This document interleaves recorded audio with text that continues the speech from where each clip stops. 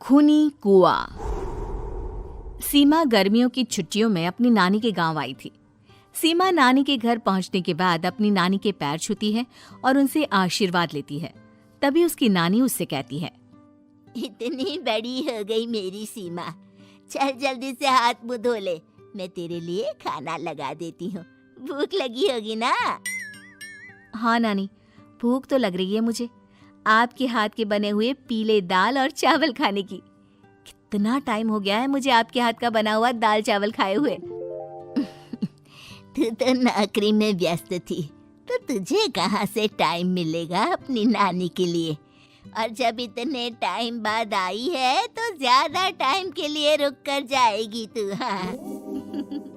हाँ हाँ नानी, इस बार पूरे 2 महीने के लिए आई हूँ। सीमा की नानी अंदर जाकर उसके लिए खाना बनाने लगती है।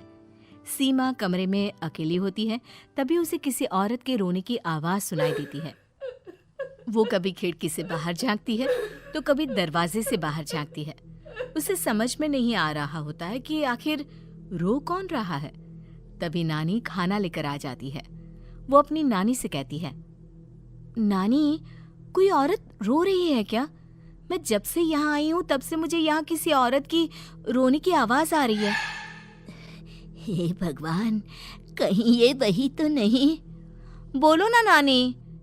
अरे कोई नहीं रो रहा, ये तेरे मन का वहम है।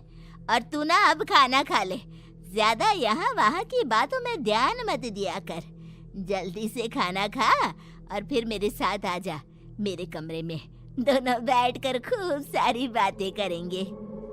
ऐसे ही अगले दिन सीमा अपनी नानी के साथ गांव के बाजार जा रही होती है। उसी रास्ते में फिर से किसी औरत के रोने की आवाज आती है। वो अपनी नानी से कहती है,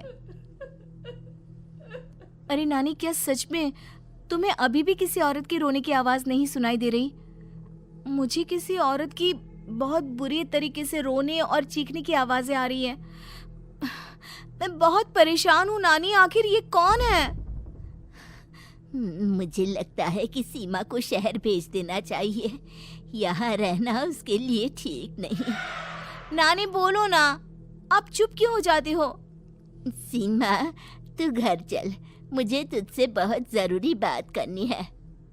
नानी सीमा को घर ले आती है और सीमा से कहती है, सीमा, कल सुबह तू शहर वापस चली जाएगी। अरे अचानक? आखिर क्या बात है नानी, आप मुझे ऐसे जाने को क्यों कह रही हो? मैं बस जो कह रही हूँ उस पर ध्यान दे। तू कल सुबह यहाँ से चली जाएगी, और ये बात मैं कोई मजाक में नहीं बोल रही। तू कल जाएगी तो मतलब जाएगी। अरे नानी, चली जाऊंगी मैं, ठीक है, पर आखिर बात क्या है ये तो बता दो। मम्मी से कोई बात हुई है या फिर मुझसे कोई गलती हुई है जो तुम मुझे अचानक से जाने के लिए बोल रही हो? देख सीमा, रात बहुत हो चुकी है और मुझे इस बारे में कोई बात नहीं करनी। चल, अब चल के मेरे साथ सो जा। सुबह की बस पकड़कर तुझे शहर भी तो जाना है।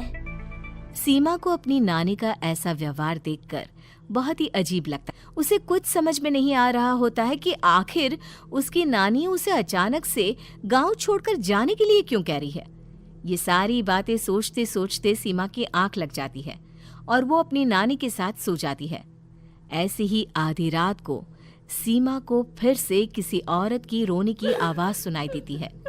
वो उस औरत की आवाज सुनकर बार बार करवटें बदल रही होती है और तभी उसे सपने में भी एक अजीब सी औरत की परछाई दिखाई देती है, जो इतना चीख चीख कर रो रही होती है कि सीमा डरकर उठ जाती है।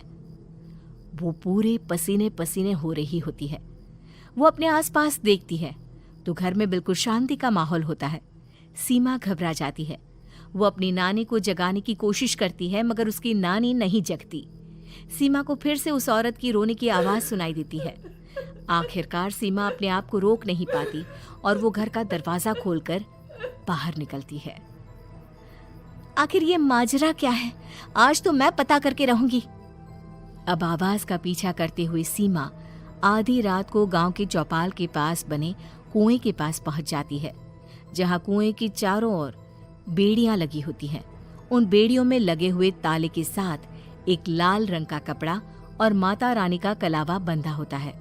उस कुएं में से सीमा को किसी के रोने की आवाज आती है। सीमा परेशान हो जाती है। इस कुएं में कौन है? कौन है यहाँ? सुनो, कौन है? कौन रो रहा है? वो चिल्ला चिल्ला कर पूछती है और साथ ही लोगों को जगाने की कोशिश करती है, मगर किसी को भी उसकी आवाज सुनाई नहीं देती।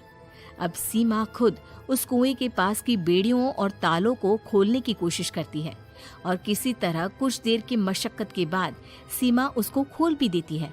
और जैसे ही वो कुआं खोलकर उसके अंदर झांकती है, सीमा उस कुएं में गिर जाती है।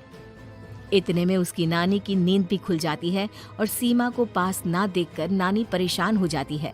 नानी घबराकर पूरे घर में उसे ढूंढने की कोशिश करती है, जिसके बाद उसकी नानी और सभी लोग उस खूनी कुएं के पास जाते हैं और सीमा की नानी कुएं के पास खड़ी होती है।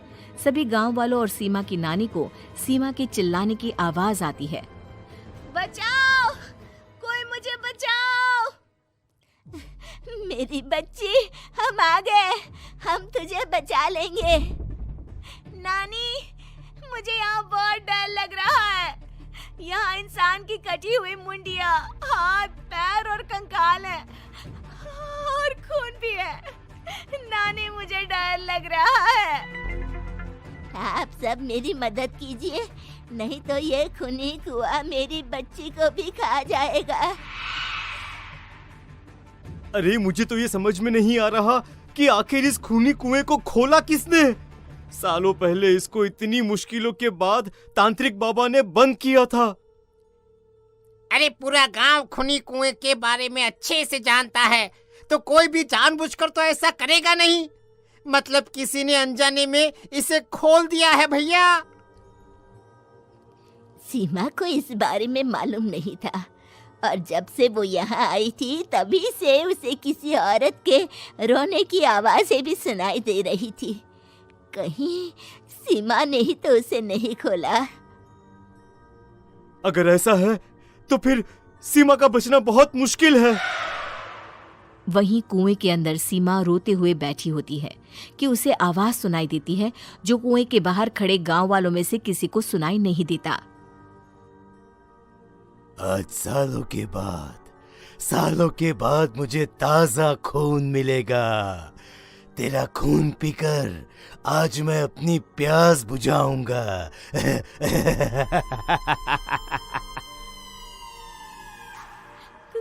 कौन है? मत मारो प्लीज, मुझे जाने दो प्लीज। मैंने किसी का क्या बिगाड़ा है? वो तुझे मरने के बाद पता चल ही जाएगा। जितने में गांव वाले और सीमा की नानी कुछ सोच पाते, उतने में उन्हें सीमा के चिल्लाने की आवाज आती है और अगले ही पल सब शांत हो जाता है। क्या हुआ? सीमा, मेरी बेटी। माफ करना बहन, लेकिन अब सीमा वापस नहीं आएगी। हमें एक बार फिर से कुएं को बंद करना होगा। गांव वाले तभी तांत्रिक को बुलाकर लाते हैं। एक बार फिर अपनी शक्ति से तांत्रिक बाबा उस कुएं को हमेशा हमेशा के लिए बंद कर देते हैं और वहां एक बोर्ड लगा दिया जाता है कि यहाँ आना